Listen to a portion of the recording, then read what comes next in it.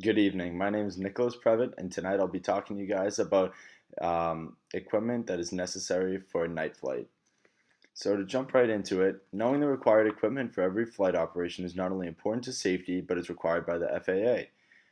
Different operations of flight demand different equipment that is required to not only be present on the aircraft during that time of flight, but completely operable. Today we'll be exploring the necessary operable equipment for night flight operations in both VFR and IFR conditions.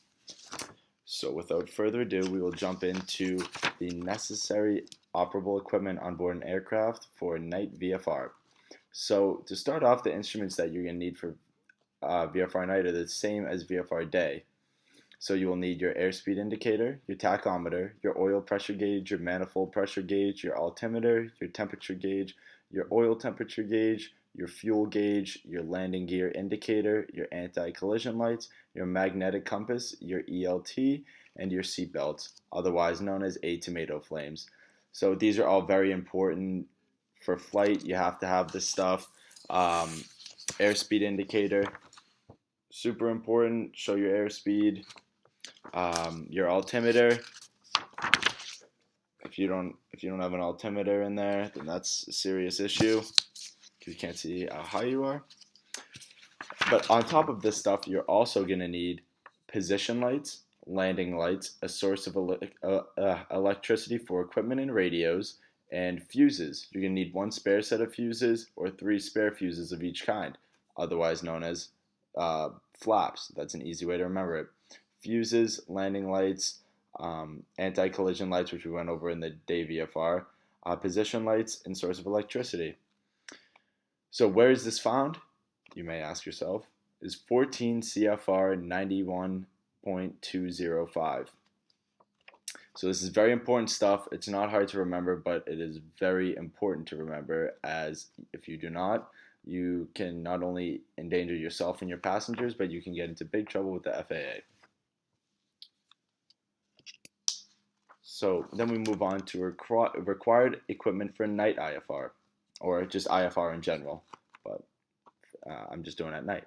So you need everything that you need for night VFR, so tomato flames and flaps.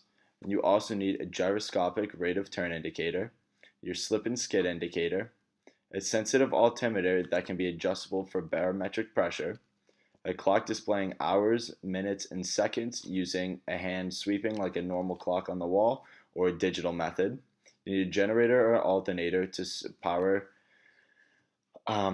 your instruments and electricals, gyroscopic pitch and bank indicator, artificial horizon, and your gyroscopic direction indicator.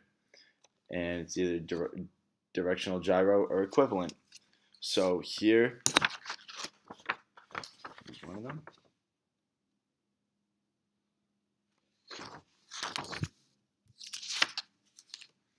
And here are some position lights. Those are your nav lights. And then here is an example of a clock. This is just a round dial clock. We have it digitally on the G1000, but it doesn't really matter as long as you can tell time. So these are both found for VFR day, VFR night, IFR. Everything is found in the same place, and that's 14 CFR 91205 in your FAR. And to finish up this video, some questions you can take away are: what are the required operable equipment for night VFR? And what are the required operable equipment for IFR? And where is this found? So thank you very much for your time and have a great evening.